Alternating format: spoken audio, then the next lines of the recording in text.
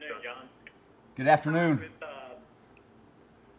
With no dry run of a preseason, how do you assess what you were able to do on special teams last night? Yeah, that's a big one without really any live game practice because preseasons are important for special teams. I thought our guys' performance with the fundamental aspect of football was good. We didn't have any penalties, especially in the return game. I thought we handled the football well with Tony Pollard and Cedric Wilson and CD. You know, we didn't have any ball security or ball catching issues. Punt protection was solid. Substitutions were good. So those are just the little things that you use preseason to clean up. You know, the ball catching, the techniques in the blocking game, so there's no return, substitutions. So without a dry run, you know, that was a success. I would have liked to have gotten a few more chances in the return game or been able to get a few more live tackle plays in the cover game, but it was a building block for us. Sorry for the long answer. Late in the game, Chris Jones had that really nice long punt, and I think it highlighted what he can do as a punter, but it also, you had DJ Goodwin as a gunner just really close in on the return man and shut down any possibility of a return there. Can you discuss what you made of Chris's night and also Goodwin overall as a special teamer? Yeah, I'll start with CJ Goodwin. I mean, he's a veteran guy that is really dangerous. The way he can run, he's really, you know, for a corner, he's listed as a cornerback, but he's a physical, you know, strong kid. And he's really hard to block because he's so fast. And that last punt that Chris had is hopefully a glimpse of things to come, where we just, you know, let him crank it out there a little bit because he does have a good leg. Earlier in the game, we tried to do the same thing, and he just missed it outside, so we didn't get the distance we wanted. So, you know, we're looking for the consistency with the big leg and the hang time matches. And C.J. Goodwin is definitely a big threat. You know, on the other side, though, too, so is Cedric Wilson, who had a really nice game gunning for us. So good to get some real work in, you know, in punt protection and 60 to 70-yard coverage. So that was fun to be a part of and witness. It looked like Greg was kicking pretty good in that direction, but he missed a kick, a long kick. What happened to that missed kick there from Zerline? Yeah, dang. I mean, he's been kicking really as good as I've seen him in the now 9th year that I've been around.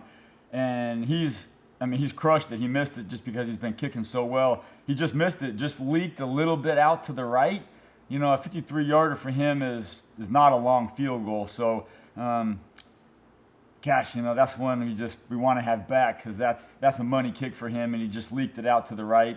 And I told him, you know, there hasn't been anybody that's gone 100% through the whole season, so you got your miss out of the way. You don't got to worry about it, and game on. So he'll flush that one. That's the kick that he makes, and he's devastated about it. So I had to, you know, all right, come on, that's one. It's over. We got it out of the way. Now it's time to go.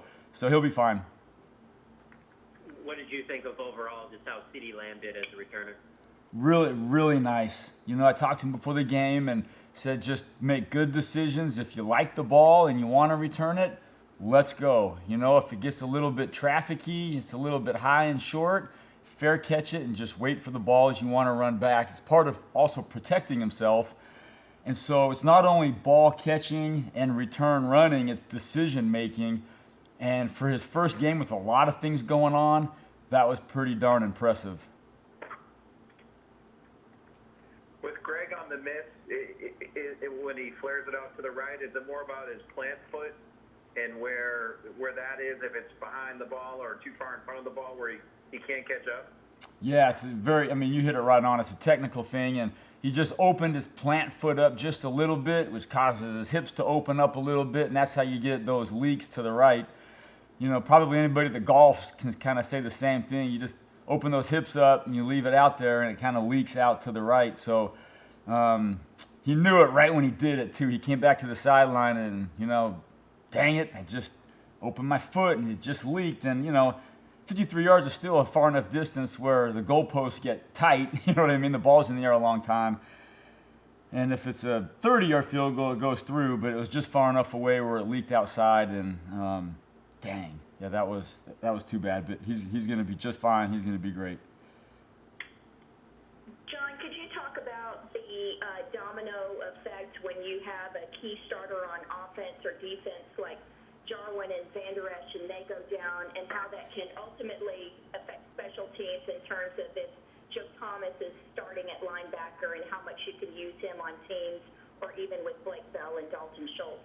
Yeah, that's a great observation that I think really flies under the radar, is what you said, the domino effect. We go into the game, with Joe Thomas on all 4 special teams, and it's not like you go into the game having a backup on special teams at every position. So when Leighton goes down and you got to pull Joe Thomas off special teams, you got 4 phases of guys to fill those spots with. And so we use the rookie Rico Dowdle. When Blake Jarwin went down, that means, Schultz got a lot more work, so we had to be smart with what we did with Dalton Schultz. And we had to, move some guys around during the course of the game. And that's where those preseason games come into play, where you get some work moving bodies around, and a guy goes down, and you kind of make sure it happens on the fly. And, in the first game, that was, a good thing about our guys is everybody's willing and ready to step in at positions that a lot of times you just don't practice in the course of the practice week, because you can't anticipate everything that can possibly happen. So it's my job to quickly get guys up to speed on where they're playing and where they, maybe haven't been accustomed to going, and then also producing a successful unit out there. So that's the fun part of it. But yes, that was a huge factor, losing Leighton, which means we lost Joe, losing Blake, which meant we kind of lost Schultz, and then even losing, Cam Irving, which means we had to replace a guy in field goal pro. So a lot happens on the sidelines that kind of goes unrecognized, and that's kind of the fun challenge of it, though, unfortunately, when it comes to an injury.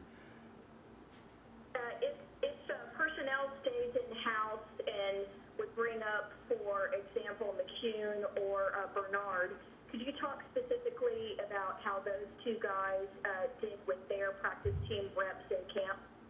Yeah, they've gotten a ton of work in camp, and even this past week when it was pretty apparent they were going to be inactive, I have them on the scout team, using Cowboys positions and techniques as really their opportunity to prep for the game. So really to be creative at practice, making sure you're utilizing all the active bodies, but even the potential inactive bodies for the next week or 2 or 3, whenever they might be needed, as part of the practice routine that is a nice puzzle to have to always put together every week.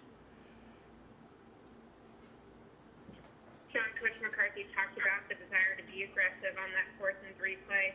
As a special teams coach, when a kick is obviously an option there, what goes through your mind when they make that play call?